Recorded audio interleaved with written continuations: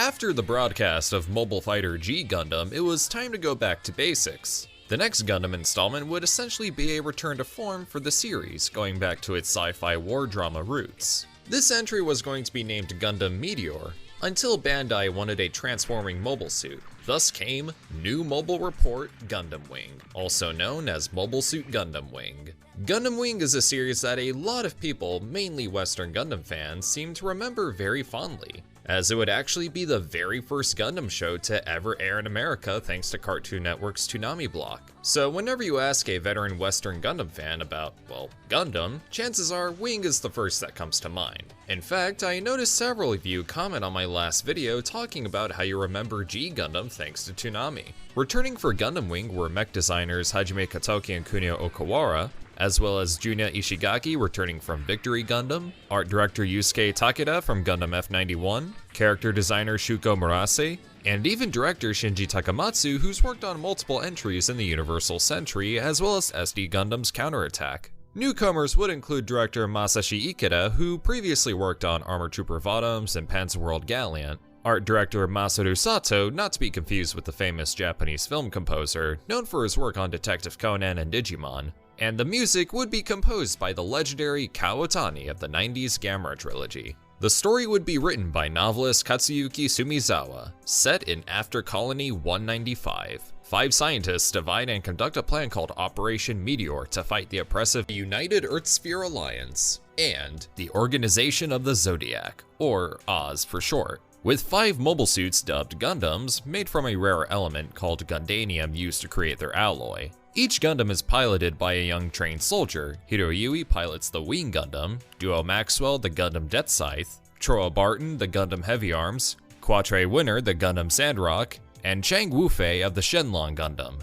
For starters, any Gundam fan worth their salt will notice numerous parallels with the Universal Century. Even though having the main cast be a team of Gundam pilots was carried over from the popularity of G Gundam, the concept of the Gundam team was more so taken from Double Zeta. The titular mech being a mobile suit that transformed into a fighter aircraft is a clear nod to Zeta Gundam, and obviously you have the highly skilled silver-masked rival dressed in red, who has his own personal agenda which involves revenge and assuming multiple identities. Zex Marquise is very much an on-the-nose callback to the famous Char Aznavour. There's more to be found, but what makes Gundam Wing stand out is how it places much more emphasis on the drama. Granted that Gundam is rather well known for combining genre with its action, the drama's a lot more apparent here, focusing on ships and political powers, characters switching sides, characters trying to cope with loss, as well as everything they've been going through. Like G Gundam, Wing offers plenty of twists and turns that make for a fresh and engaging story.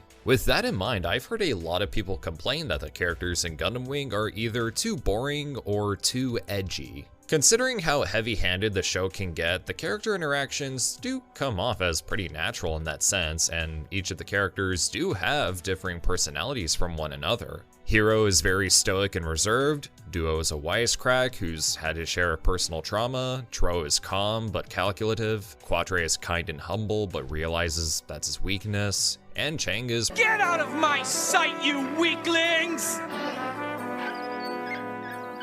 It also helps that the mobile suits in this series still follow the philosophy of them essentially being extensions of the respective pilots in the sense that they embody who they are as people. That and they're all pretty great. Additionally, the voice cast is very good once again. You have Hikaru Midorikawa, Toshihiko Seki, Shigeru Nakahara, Ai Orikasa, Ryuzo Ishino, Akiko Yajima, and even Takehito Koyasu. And while the music by Kao Otani is just fantastic, I gotta give huge props to 2mix for the openings because, wow, these openings are iconic. Just saying, if you ever catch me in the club and one of these songs start playing, you know I'm busting out. After Gundam Wing had aired came the 1997 3-part OVA/movie Endless Waltz, directed by Yasunari Aoki. After the events of Gundam Wing, an anti-government rebellion seeks to take control of the space colonies, while led by a young girl named Marimaya. Overall, it's a solid movie, and the mobile suits get very nice redesigns by Hajime Katoki in this one.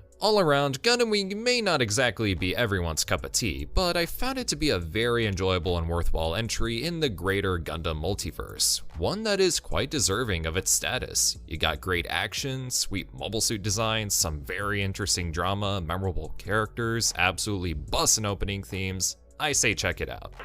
But what about you? Have you seen Gundam Wing? Where does it fall in your Gundam ranking? Drop a comment below, and I want to give a very special shout out to my channel members and my supporters on Patreon. So if you like what you see, then consider supporting the channel with the link in the description, where for at least $1 you can get access to my Discord server. Other than that, you can also get early access to videos, commission video requests, and receive a t-shirt of your choice from my TeePublic. Feel free to like, share, comment, subscribe, all that good stuff, and this is TitanGoji, signing off.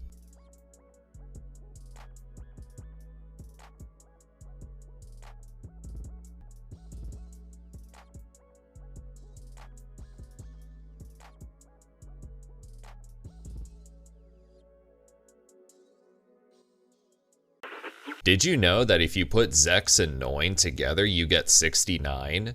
No, seriously, their names mean 6 and 9 respectively.